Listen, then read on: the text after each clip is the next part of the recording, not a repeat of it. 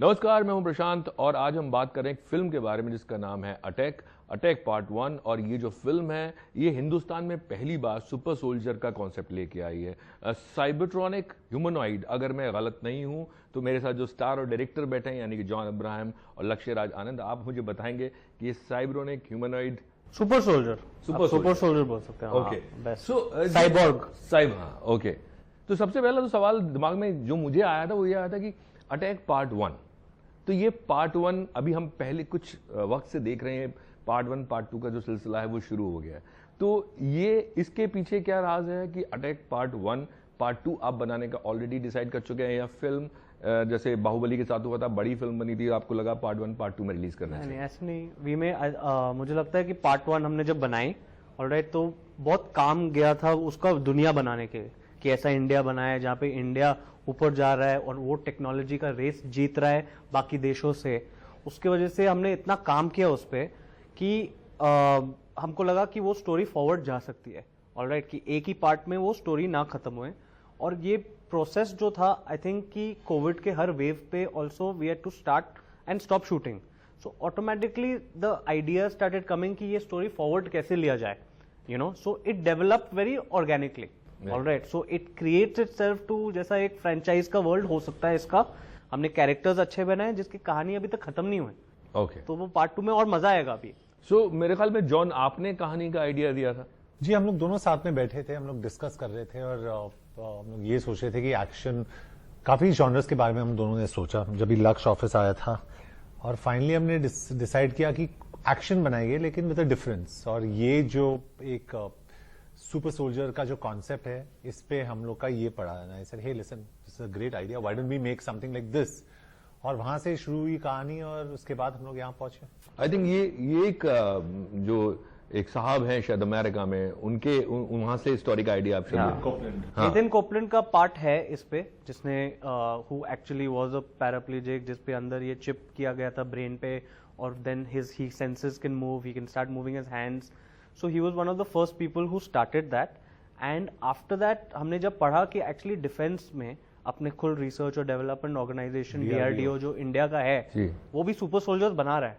और ठीक है, तो उस समय क्या हुआ था कि पहले कंप्यूटर्स बड़े थे, फिर छोटे डेस्कटॉप पे हुए, फिर लैपटॉप हुए, फिर मोबाइल फोन हुए, अब ये चिप हो गया, यू नो। तो इसलिए मैं बता रहा हूँ ये फॉरवर्ड इंडिया का स्टोरी है कि कहाँ ले जा सकते हैं, जो एक्चुअली DRDO बना रहा है। और जब हमने DRDO को कांटेक्ट किया तो उन्होंने बोला कि ये तो सीक्रेट है। हमने फिर फिक्शन से अपना एक कहानी बनाया इसके around to prove that even we can make this, you know. So that was how the inspiration started, and we just, I think both of us got very excited with the idea, you know. तो बहुत सारी कहानियां जब dabble हो रही थी, ये suddenly stood out कि ये तो अलग है, इसमें मजा आएगा। और उसके बाद there was no looking back. जी, जॉन, मेरे ख्याल में बहुत टाइम के बाद, फोर्स के बाद आप इतना जबरदस्त एक्शन करते नजर आ रहे हैं, तो इस फिल्म के लिए, और क्योंकि फोर्स में और अभी वक्त हो गया है, सो एक आदमी का, एक किसी भी एक्टर का, किसी भी शख्स का एक फिजिकल अपना एक उम्र भी जाती है, तो कितना इस तरह का कैरेक्टर करने के लिए आपके लिए कितना मतलब मुश्किल था? या John is aged like fine wine, alright. So I think for more than force right now, he is even in a better shape. Okay. तो इसने बहुत सारा एक्शन खुद किया, मुझे मालूम है, तभी मैं पूछा। एंड इट जस्ट, वो बहुत मजा आ रहा था क्योंकि इसमें कट्स नहीं चाहिए थे, you know. He had to do it, he had to pretend to be a super soldier, कुछ चाहते थे। तो हमने फोर्स से बहुत अलग तरीका का एक्शन बनाया इसमें, राइट, यू नो। इसमें एक्शन अलग क्यों है? क्योंकि इसमें जॉन इब्राहिम एक्शन नहीं कर रहा है, इसमें एक कंप्यूटर चिप डाला गया है जो जॉन इब्राहिम को, जो अर्जुन शेरगिल जो मेरा कैरेक्टर है, उसको बोलता है कि ये करो वो करो। तो ये बहुत इंटरेस्टिंग कॉन्सेप्ट है। और आज के तारीख में जितने सारे हमारे यंगस्टर्स है that love PUBG and मॉर्टल combat and all that, ये देख के उनको बहुत अच्छा लगेगा। और नॉर्मल जो हमारी ऑडियंस है, सब तो एलेक्सा, सीरी, गूगल पे है, कमांड देते हैं।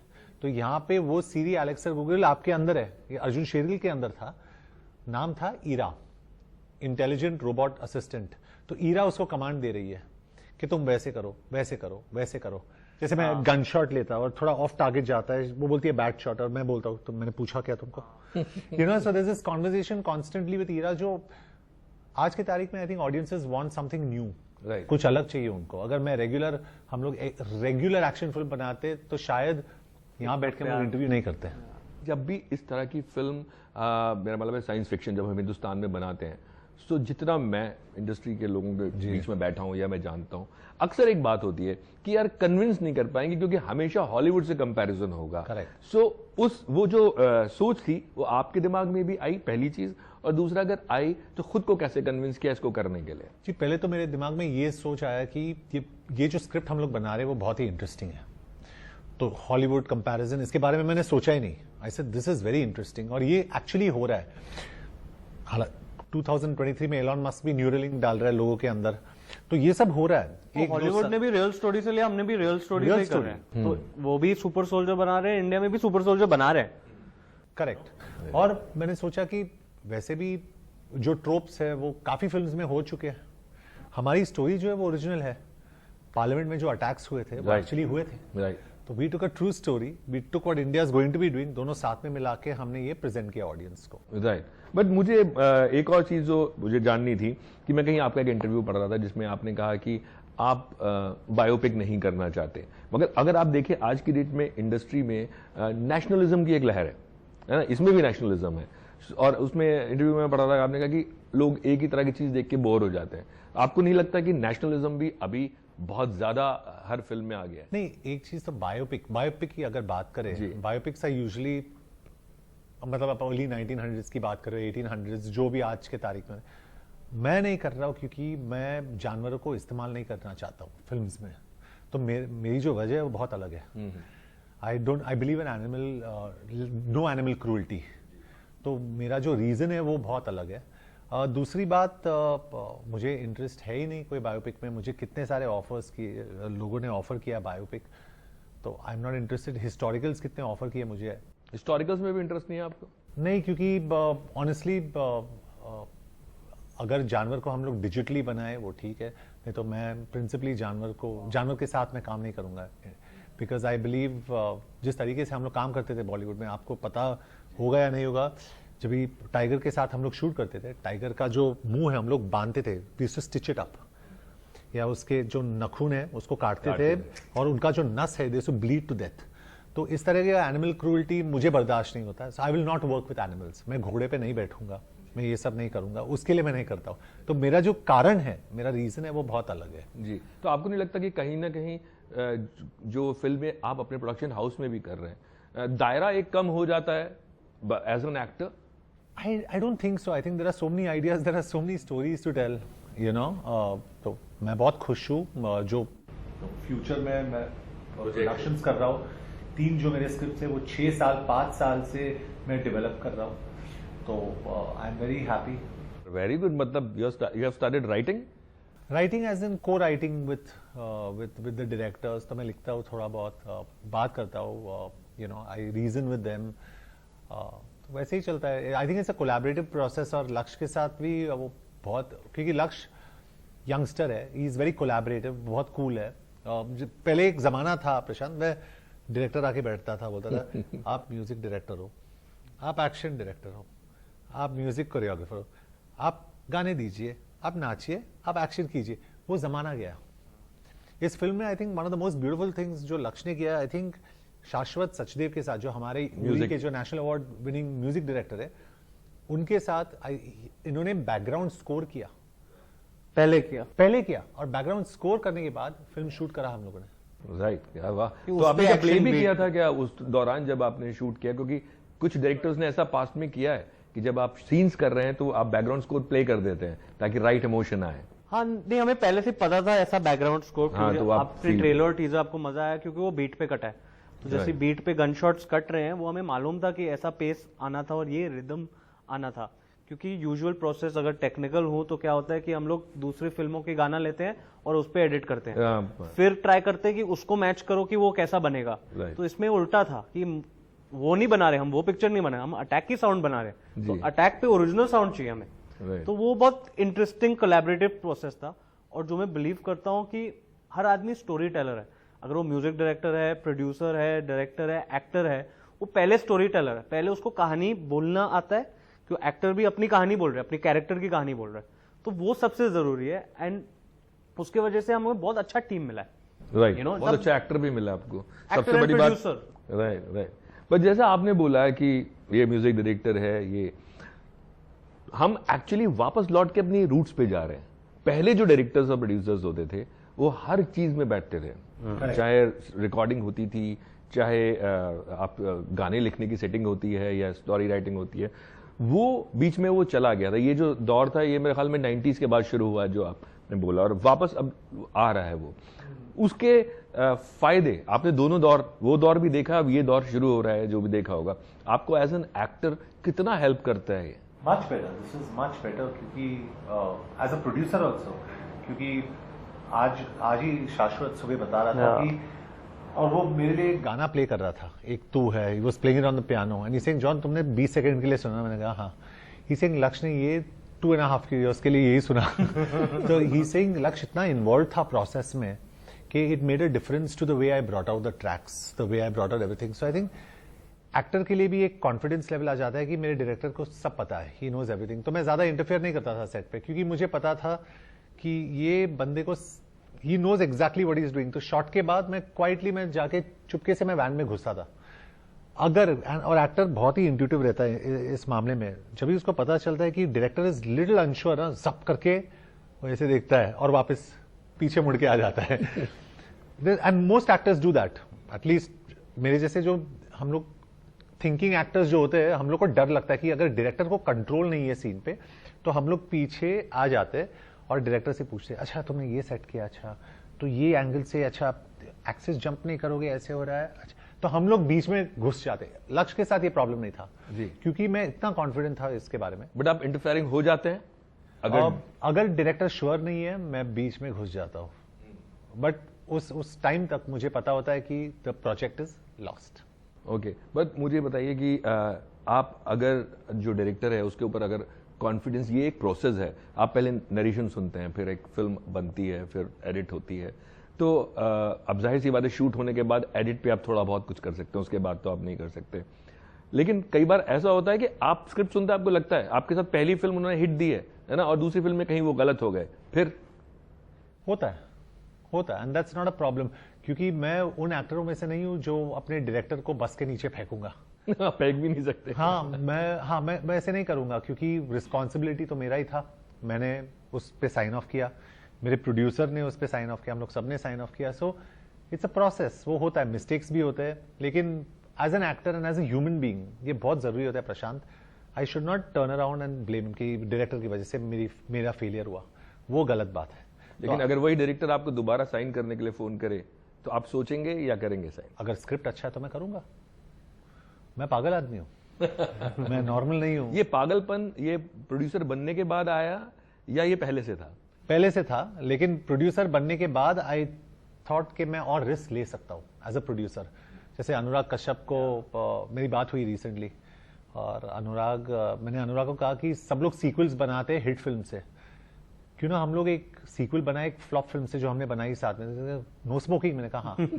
ऐसे मुझे बहुत अच्छी लगी। John are you serious? I said yeah, ऐसे everybody makes sequels out of hit films, एक फ्लॉप फिल्म से बनाते हैं हम लोग, तो क्या? तो वो मुझ में वो है कि मुझे ये करना है।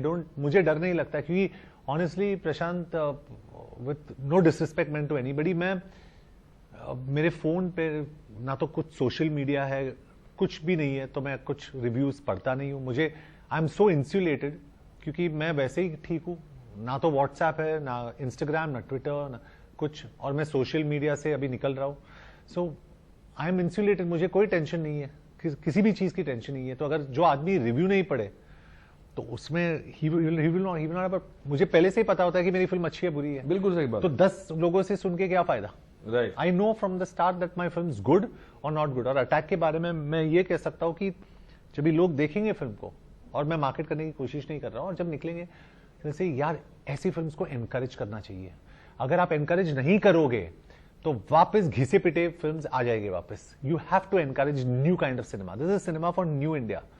एंड जब भी आप निकलोगे, and specially if you have kids, और जब भी वो देखेंगे जैसे dad fantastic, this is what India should be doing, तो वो फीलिंग आनी चाहिए। मैं लक्ष्य आपसे पूछूं कि इतना टाइम जॉन के साथ बिताया, जब आप एक्ट करते हैं, आप फिल्मों में जानते हैं, फिल्मों के थ्रू जानते हैं, जब आप साथ में काम करते हैं, तो कौन से साइड्स आपको apart from an actor as a good human being, क्या कौन से साइड्स आपको निकल के आपको एज ए डायरेक्टर आपको लगा है कि चौंका दिया, इस साइड ने मुझे जॉन की? So, I think John is a very intelligent actor and he's emotional at the same time. All right.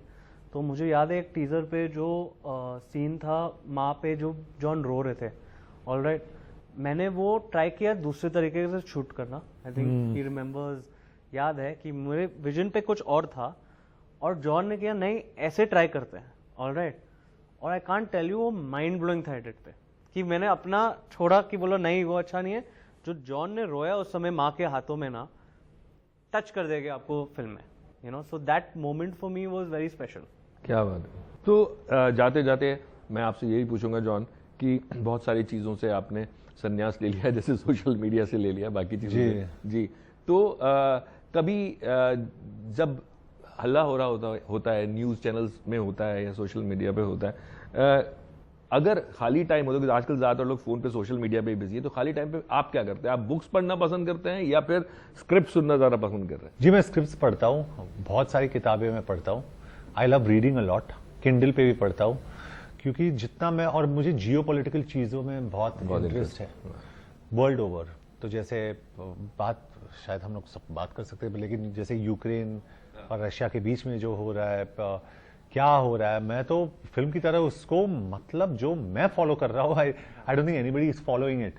तो इन सब चीज़ों में मुझे बहुत ज़्यादा इंटरेस्ट है. और माई स्पेस, प्रशांत, वेरी ऑनेस्टली, जो मेरा स्पेस है, यू नो, एक साइड पे मुझे अटैक, एक टेंपोल फिल्म बनानी है, समर ब्लॉकबस्टर, ऐसे अटैक 2, फोर्स 3, ऐसे बड़ी बड़ी फिल्म्स है मुझे करनी है. लेकिन दूसरे साइड पे I like the Madras cafes and the Batla houses, क्योंकि वो एरिया में, जैसे ईरान में क्या हो रहा है अभी, ईरान और इजराइल का क्या टेंशन चल रहा है, इंडिया को कैसे इन्वॉल्व करें उन सब चीज़ों में, अच्छा इसके ऊपर क्या बना सकते हैं हम लोग. So that is a space I really revel in, क्योंकि मैं जानता हूं इन सब चीज़ों के बारे में. तो वो इन अ कमर्शियल वे ऑडियंस के सामने कैसे लाए. अभी लोग बोलेंगे यार तू अटैक कर रहा है, it's a big film, then you are doing Pathaan, it's a big film, तो इसके बारे में क्यों सोचा है? क्योंकि it's also part of my mindset. वो मुझे मजा आता है उन सब चीज़ों करने में. राइट. एक जब आपने पठान का नाम लिया, एक और चीज़ मैं आपसे पूछूंगा कि जॉन जो है अक्सर सोलो फिल्म्स ज़्यादा करते थे. अभी हाल ही में आपने 1-2 फिल्में की जिसमें तब पठान, ये कॉन्शियस डिसीजन है कि हाँ अब इस तरह का भी फिल्म करनी है, शाहरुख के साथ हुआ है जैसे आपने इमरान के साथ किया? आदि के साथ मेरा, आदित्य चोपड़ा के साथ मेरा एक रिलेशनशिप है जो बहुत पुराना है. तो मैं आदित्य चोपड़ा को बहुत बहुत ज़्यादा मानता हूँ, मैं उनको बहुत रिस्पेक्ट करता हूँ. And it's very healthy respect. वो मेरे सीनियर भी थे स्कूल में. अच्छा. तो I trust his judgement and his choice, और मुझे पता है कि वो मुझे कैसे प्रेजेंट कर रहे हैं, तो मैं बहुत खुश हूँ and I am happy doing that. Great. Thank you. All the best attack के लिए, पार्ट 1 के लिए भी, पार्ट 2 के लिए भी. बहुत मेहनत से हमने पिक्चर बनाई है. Right. तो I hope everyone goes in. This is the first time director talking. उसके अलावा एक और चीज़ है कि जब जॉन कोई फिल्म पकड़ते हैं ना, तो लोगों को एक कहते हैं ना, वो कॉन्फिडेंस आया हुआ है ऑलरेडी कि आपने विकी डोनर बनाया, मद्रास कैफे बनाया, परमाणु बनाया. हाँ. तो वो एक ऑलरेडी आजकल प्रोडक्शन हाउस के नाम से भी एक कॉन्फिडेंस लोगों में आता है. तो मेरे ख्याल में इस फिल्म के लिए भी आएगा. All the best. Thank you. और फिर हम शायद सेकंड पार्ट पे फिर हम मिलेंगे, बात करेंगे. इंशाल्लाह. Thank you. Thank you.